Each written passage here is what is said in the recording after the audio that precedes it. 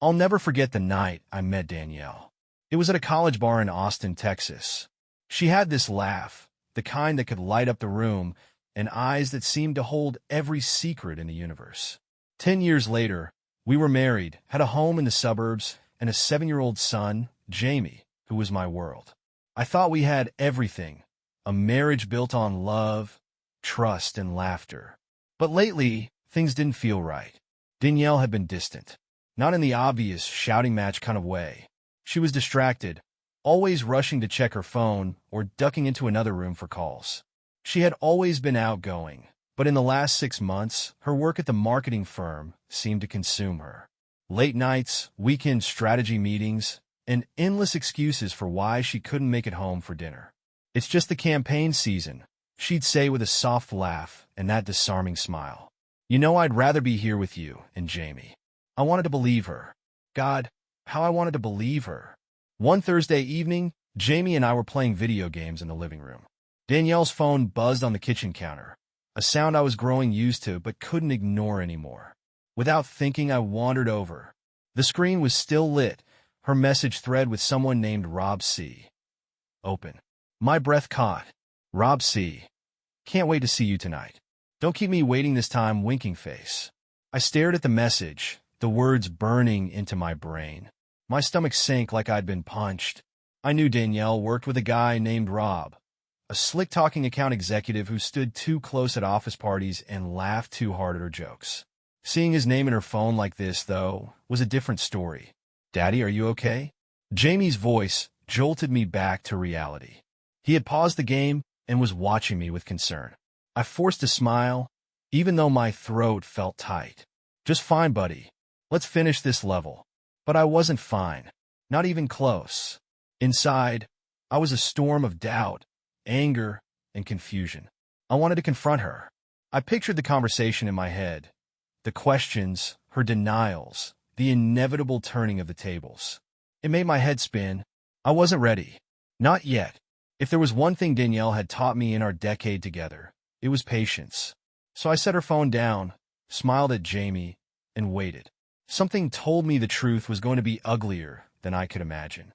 The next morning felt heavy, like a storm brewing on the horizon. Danielle was in the kitchen, sipping her coffee and scrolling through her phone as if nothing had happened. She looked beautiful, effortless, in that way she always did. Her hair still damp from the shower, a light touch of makeup. For a moment, I wondered if I was wrong, if that text meant nothing. But deep down, I knew better. I watched her from the doorway, trying to find the woman I'd married. Jamie's laughter echoed from the living room, where he was watching cartoons. Danielle finally noticed me and smiled, that warm, easy smile she'd perfected. "You're up early. Want some coffee?" I nodded, stepping into the room. She poured me a cup, sliding it across the counter, her hand brushing mine briefly. It felt strange, like touching someone I didn't recognize. I sipped the coffee, trying to play it cool. "Busy day at work?" I asked casually, keeping my voice even. She didn't flinch. "Yeah, it's going to be a long one. We got a big client pitch this afternoon, so I'll probably be late again." "Don't wait up." That was her new favorite line. "Don't wait up." I swallowed hard, pretending to be interested in my coffee. She leaned in and kissed me on the cheek before grabbing her bag and heading for the door. "Love you," she called over her shoulder. I didn't answer. I just stood there, staring at the spot where she'd been. By the time I got to work, I'd made up my mind. Danielle wasn't going to make this easy, and if I confronted her now, she'd just deny it or find a way to spin it back on me. I needed proof, and more than just a flirty text message. Something solid, undeniable. The rest of the day passed in a blur. I went through the motions, answering emails and taking calls, but my mind was somewhere else. Every time my phone buzzed, I felt a rush of adrenaline, hoping it was her, hoping it wasn't. That night, Danielle came home later than usual, around 10. Jamie was already asleep, and I was sitting on the couch pretending to watch TV. She walked in, her heels clicking softly on the tile, and dropped her bag by the door. She looked different. Her cheeks were flushed, her lipstick slightly smudged. She caught me staring and gave a small laugh. "Rough day," she said, kicking off her shoes. "I'm exhausted." I didn't respond, Just watched her as she poured herself a glass of wine and sank into the chair opposite me. She picked up her phone, scrolling through it with a small, tired smile. I couldn't take my eyes off her. "What's so funny?" I asked, keeping my tone light. She looked up, surprised, and then shrugged. "Oh, just something Rob said earlier. He's such a goof." Rob again. The name sent a fresh wave of anger through me, but I forced myself to stay calm. She was testing me, whether she realized it or not. I smiled back, nodded, and pretended to go back to the game on the screen. But inside, my mind was racing. If she was going to lie to me, I was going to make sure she never saw it coming when the truth hit her. That night, I lay awake in bed, listening to Danielle's soft, steady breathing. She had her back to me, just like she had every night for the past few months. I stared at the ceiling, the weight of her betrayal pressing down on my chest like a boulder. I thought about confronting her right then and there, shaking her awake and demanding answers. But the logical part of me knew it wouldn't work. Danielle was clever, skilled at turning the tide of any argument. She'd play innocent, accuse me of being paranoid or insecure, and I'd end up apologizing for something I hadn't even done. No, I needed more than suspicion. I needed proof. The next morning, after Danielle left for work, I started my plan. First, I combed through our shared phone plan, looking for unfamiliar numbers. Rob stood out immediately. Hundreds of texts and calls over the past few weeks, some lasting late into the night. My stomach churned, but I pushed the feeling down. This was just the beginning. I called an old friend of mine, Ryan, who ran a small private investigation agency in town. I told him everything, what I'd seen, what I suspected, and what I needed. Ryan didn't ask many questions. He'd heard this story too many times before. "Give me a week," he said. "I'll find out what's going on." While Ryan got to work, I kept playing the part of the clueless husband. At dinner, I listened to Danielle talk about her day, nodding along as she mentioned Rob. I even asked about him, pretending to be curious. "He's harmless," she said, waving it off. "Just a co-worker. He's got this huge personality, always cracking jokes. He keeps the office lively." I smiled, feigning interest. She was good at this, I had to give her that. Her tone was light, casual, like she had nothing to hide. But the way her eyes darted away when she mentioned his name told me otherwise. Over the next few days, I noticed more cracks in her facade. She was glued to her phone, texting constantly and laughing at messages she refused to share. She came home later and later, with increasingly vague excuses. There was a moment one night when I walked into the kitchen and caught her mid-text. She jumped, almost dropping her phone. "Everything okay?" I asked, leaning against the counter. She forced a laugh, slipping the phone into her pocket. "Just work stuff. You know how it is." I nodded, my expression blank. Inwardly, though, I was seething. She didn't even try to hide it anymore. By the time Ryan called me with his findings, I was more than ready. He had pictures, timestamps, even audio recordings. My wife, the woman I had devoted a decade of my life to, had been meeting Rob at a boutique hotel just outside the city. They were careful, taking separate cars and checking in under fake names, but Ryan had caught them anyway. When I saw the pictures of Danielle and Rob together, my chest tightened. They weren't just sleeping together. They were laughing, holding hands, kissing like teenagers in love. The emotional betrayal cut deeper than the physical one ever could. That night, as Danielle sat across from me at dinner, chatting about her day, I nodded and smiled like always. But this time I wasn't just playing along. I was planning my next move.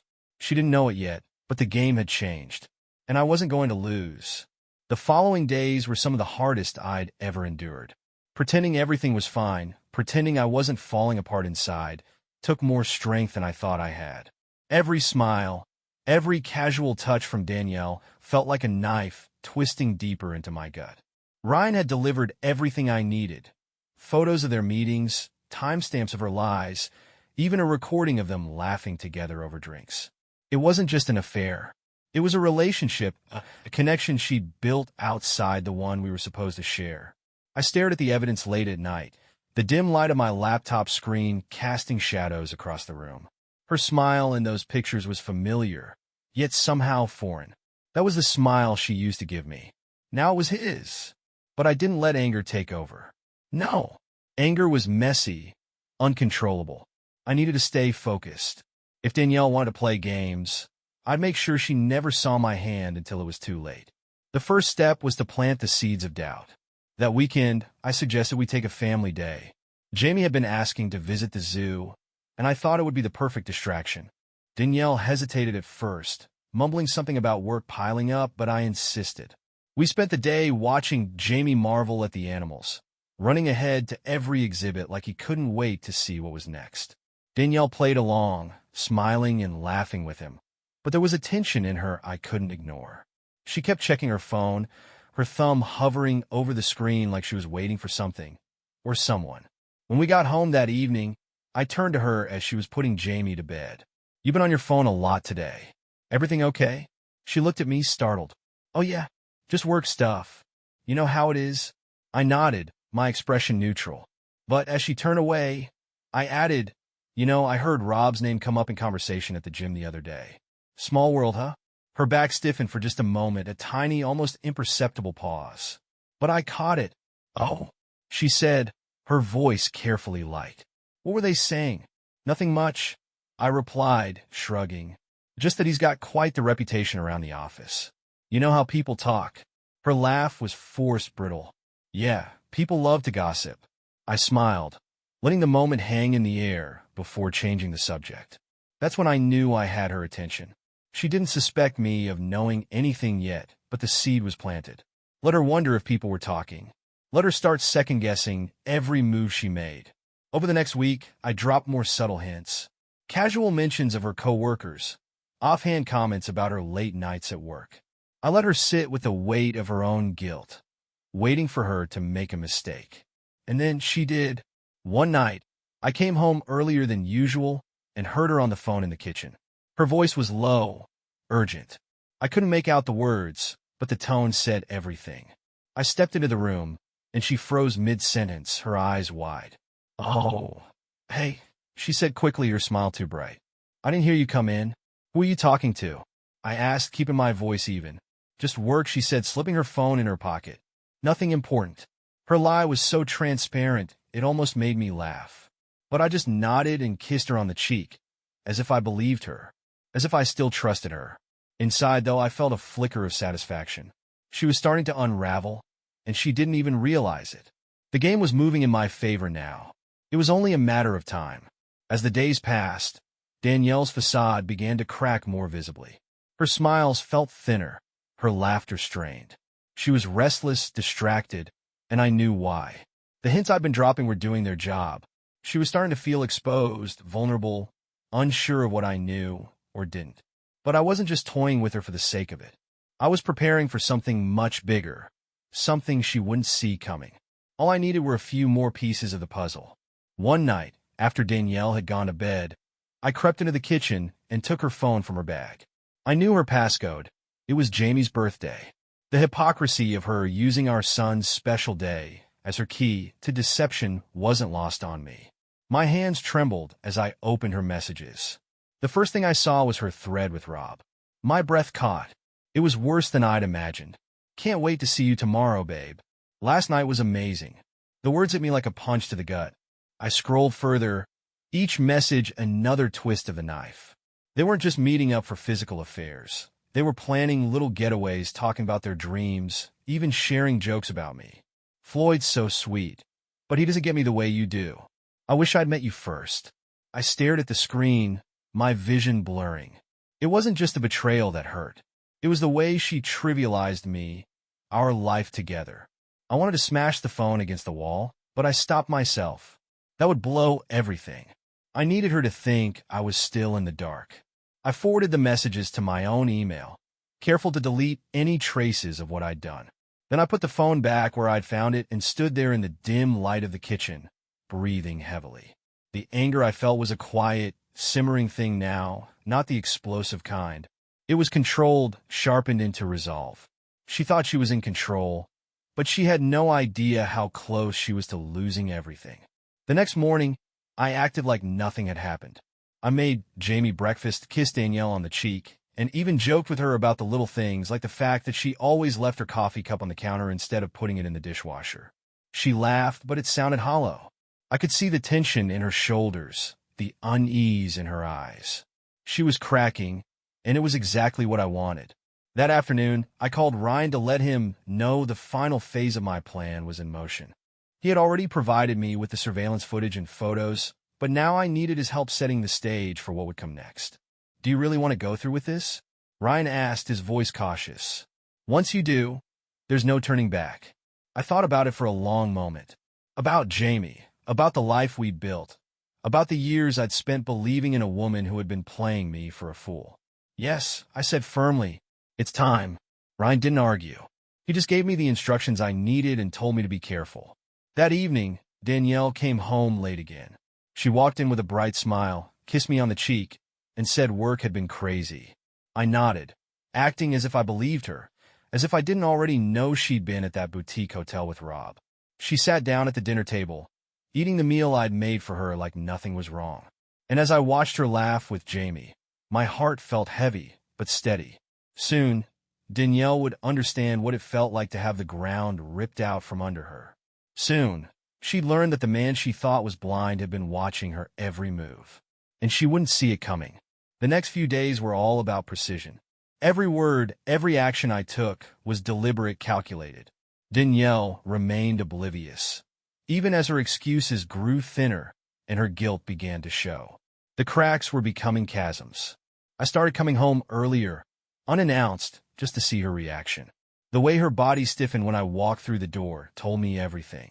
She always had a ready excuse, but her nervous energy betrayed her. She thought she was playing me, but I was playing her. One evening, I brought Jamie home a bit later than usual. Soccer practice had run long, and I decided to stop for ice cream on the way back. When we arrived, Danielle was sitting on the couch, her laptop open but her focus elsewhere. She looked up startled. "You're late," she said, her voice tight. "Practice ran long. What are you up to?" I asked, keeping my tone casual. "Work emails," she replied, shutting the laptop quickly. Her eyes darted to her phone on the coffee table, as if she were afraid I'd pick it up. I forced a smile and sat down beside her. Jamie ran upstairs to play, and the room fell into an uneasy silence. I leaned back, acting relaxed, but every nerve in my body was on high alert. "I've been thinking," I said after a while, letting the words hang. "About us." Danielle froze for a fraction of a second before composing herself. Her smile returned, brittle but intact. "Oh, what about us?" "We've been so busy lately," I continued, as if I were oblivious to her tension. "I feel like we haven't had enough time together. Maybe we should plan a weekend away. Just the two of us." Her smile faltered, and I saw the panic flash across her face. She recovered quickly, though, and nodded. "That sounds nice. Let me check my schedule at work. It's been a little crazy." "Of course," I said, feigning understanding.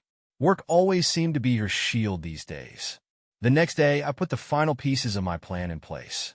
Ryan had secured everything I needed: footage, records, and an envelope containing one final, devastating detail. It was a trump card I hadn't anticipated but couldn't ignore once it came to light. When I got home that night, Danielle was unusually quiet. She didn't even try to make small talk, instead retreating to the bedroom under the guise of feeling tired. I let her go, knowing she needed the space to squirm. I followed shortly after, pausing outside the door to listen. I heard the soft murmur of her voice. She was on the phone. "Rob, no doubt." Her words were low, almost inaudible, but I caught a few fragments. "I know. He's been acting strange. Don't worry, I can handle it." I smiled to myself. She was scrambling, trying to stay one step ahead, but she didn't realize I was already miles ahead of her. The next morning, I left for work as usual, kissing her goodbye and telling her I loved her. She smiled, but it didn't reach her eyes. That was fine. She didn't need to love me anymore. By the end of the week, she'd wish she had. When I closed the door behind me, I knew the clock was ticking. The countdown had started. She just didn't know it yet. The tension in the house was palpable by the end of the week. Danielle was trying too hard to act normal, smiling more than usual, hovering around me like she had something to prove. But I could see the cracks forming, could feel her growing paranoia. I kept playing along, wearing the mask of a clueless husband. Every time she touched my arm or leaned in for a kiss, I let her, even though it made my skin crawl. She thought she was keeping me in the dark. She didn't know I was only waiting for the perfect moment to flip the switch. Friday evening, I decided it was time to push her a little harder. As we sat at the dinner table, Jamie chattering away about his day, I casually brought up the idea of a date night. I was thinking maybe we could head to that new Italian place downtown tomorrow night, just the two of us. It's been ages since we had a proper date. Danielle's fork froze halfway to her mouth. Her smile didn't falter, but her eyes betrayed her.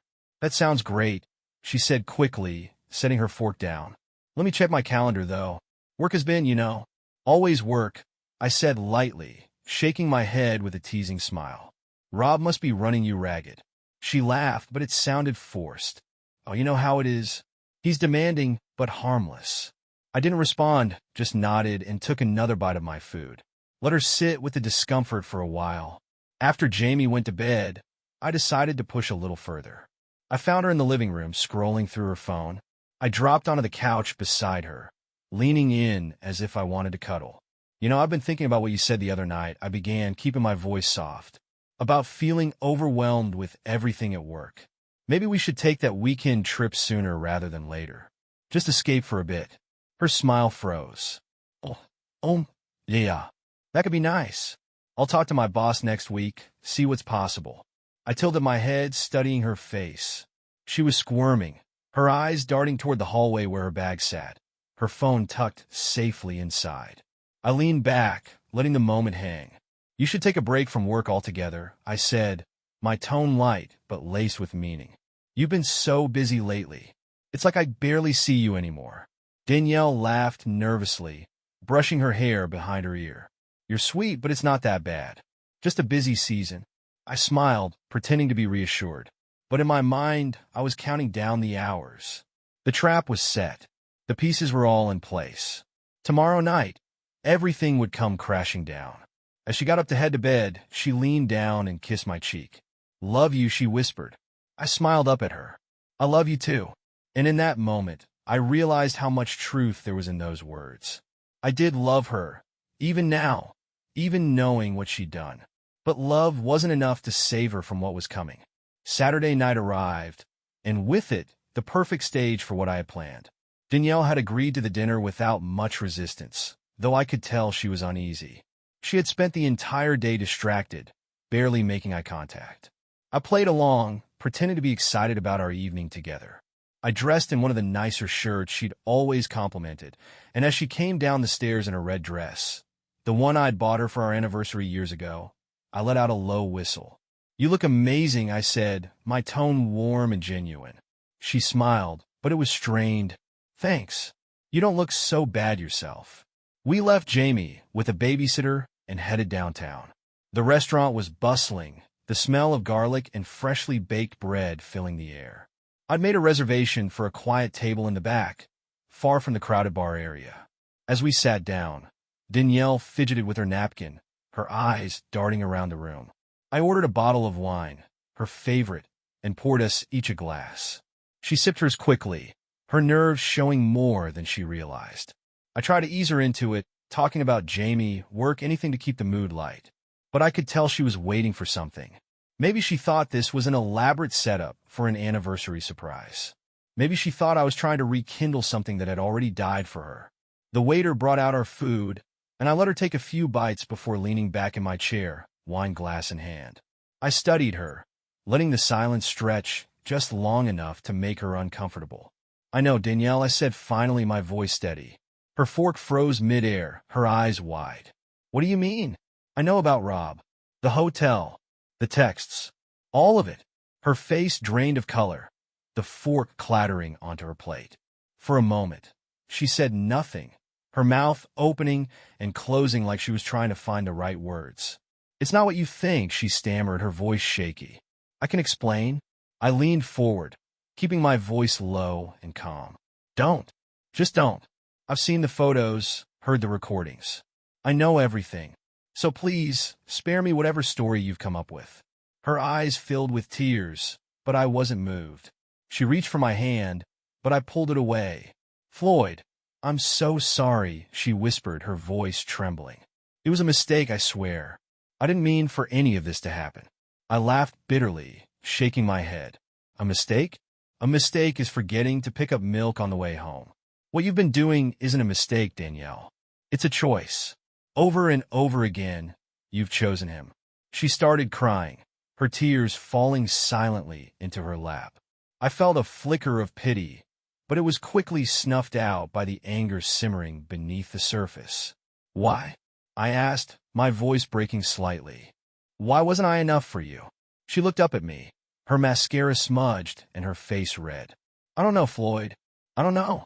I love you. I really do. But I felt like I needed something different. Something new. I stared at her, my chest tightening. Her words felt like knives, each one cutting deeper than the last. But I kept my composure. We sat in silence for a long moment, the weight of everything hanging between us. Then, finally I spoke. You've made your choice, Danielle.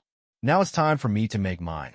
Her eyes widened, a flicker of fear crossing her face. What do you mean? I smiled, but there was no warmth in it. You'll see soon enough.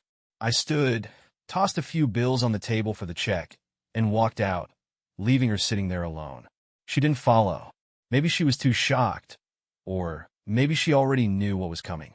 Either way, she wouldn't be laughing with Rob by the end of this. That much I was sure of. I didn't go home after leaving Danielle at the restaurant. Instead, I drove to the office where Ryan was waiting. He handed me the last piece of the puzzle, a thick envelope filled with evidence, photos, timestamps, and recordings. It was a cruelly detailed chronicle of her betrayal.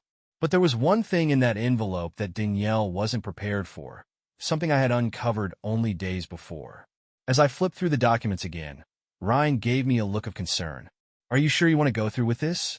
It's going to be messy. Messy doesn't even begin to describe it, I replied, tucking the envelope under my arm. But she earned this. By the time I arrived home, Danielle's car was already in the driveway. She was waiting for me in the living room, her face pale and tear-streaked. The air was thick with tension as I walked in, setting the envelope down on the coffee table between us. What is this? She asked, her voice shaking. I didn't sit. I just stood there, arms crossed, watching her squirm. Open it, I said simply. Her hands trembled as she reached for the envelope, pulling out the contents piece by piece. The photos of her and Rob at the hotel. The texts, printed out in excruciating detail. The audio transcriptions of their private conversations. She flipped through them, her face crumpling with every page. When she reached the last document, her breath caught. It was a DNA test, one that proved, beyond a shadow of a doubt, that Jamie wasn't my biological son. She looked up at me, her eyes wide with horror. Floyd, this can't be right. I kept my voice calm, even as my hands curled into fists at my sides. Don't you dare sit there and lie to me. Not now. She started crying, sobbing into her hands. I didn't know, Floyd. I swear I didn't know. Her words meant nothing to me. Whether she knew or not didn't change the fact that the boy I had raised, loved, and devoted my life to wasn't mine. And worse, she had let me believe the lie for years. I stood there, watching her fall apart, feeling nothing but a cold, hollow satisfaction. This was what she deserved. This was what she'd brought upon herself. Finally, I spoke, my voice low and steady. I loved you, Danielle. I gave you everything I had, and you took it all for granted. You lied, you cheated, and now you've lost everything. She looked up at me, her face desperate. Please, Floyd, we can fix this. We can go to counseling, figure it out. For Jamie's sake. Her mention of Jamie hit me like a gut punch, but I didn't let it show. I shook my head, my voice hard. Jamie is the only innocent person in all of this, and I'll make sure he's taken care of. But you and me? We're done. I turned and walked out of the room, her sobs following me as I climbed the stairs. I couldn't let myself feel sorry for her. Not now. Not after everything she'd done. Tomorrow, I'd put the final phase of my plan into motion. Danielle thought she'd hit rock bottom tonight, but she had no idea how much further she was about to fall. The morning after the confrontation, I woke early. Danielle hadn't come to bed. I found her on the couch, curled into herself, eyes red and swollen from crying. She looked up when I entered the room, her expression a mix of fear and desperation. I didn't acknowledge her. Instead, I went about my routine, making coffee and checking my emails. There was no need to rush. Today wasn't just about ending things. It was about making sure the truth would be undeniable and unforgettable. Jamie came downstairs, his bright smile a bittersweet reminder of the boy I had raised as my own. He hugged me tightly, oblivious to the storm brewing around him. I knelt down and looked into his eyes, my voice soft. "I love you, kiddo. You know that, right?" He nodded, grinning. "I love you too, Dad." The word hit me like a freight train, but I managed to smile. For Jamie, I would always be his dad. That would never change. Once he was off to a friend's house for the day, I turned my attention back to Danielle. She was still sitting on the couch, silent but watching me like a cornered animal. I grabbed the envelope from the night before and handed it to her again. "I'm filing for divorce," I said simply, my tone devoid of emotion. "You'll find everything you need in here." Her hands shook as she took it, flipping through the papers. Her eyes widened as she realized what I'd included. Not just the evidence of her affair and the DNA results, but a carefully worded legal agreement. I had spoken to my lawyer, ensuring Jamie would be financially secure. As for Danielle, she would leave with nothing more than the clothes on her back. "You can't do this," she whispered, her voice trembling. "I don't have anywhere to go." "That's not my problem anymore," I replied coldly. "You made your bed, Danielle. Now you get to lie in it." I didn't stay to watch her fall apart again. Instead, I left the house, the papers in her hands the final nail in the coffin of our marriage. My next destination was the office of Rob's wife. She greeted me with confusion, her brow furrowed as I explained who I was and why I was there. When I handed her a copy of the evidence, her face turned ashen. Her lips trembled as she flipped through the photos, the texts, the proof of her husband's betrayal. "I thought you should know," I said, my voice calm but firm. "I'm sorry you had to find out this way, but you deserve the truth." She didn't cry, didn't scream. She simply nodded, her grip tightening on the papers. "Thank you," she said quietly. "I'll handle it from here." As I left her office, a strange sense of closure washed over me. I wasn't the type for revenge, not really, but knowing that Rob's wife was now armed with the truth felt like justice. When I returned home, the house was eerily quiet. Danielle's car was gone, and her belongings had been hastily packed into a few bags by the door. She had left a note on the kitchen counter, scrawled in shaky handwriting. "I am sorry for everything." I stared at the note for a long time, the words blurring together. There was no satisfaction in her apology, no closure in her leaving. Just an empty house and the weight of everything she had destroyed. I sat down at the table, the silence pressing in around me. Jamie would be home soon, and life would go on. I would rebuild, not for Danielle, not for myself, but for him. In the end, it wasn't about revenge. It was about starting over, and maybe, just maybe, finding peace in the ruins. What are your thoughts on my story? Let me know in the comments what you think about my choice, and how you might have dealt with it.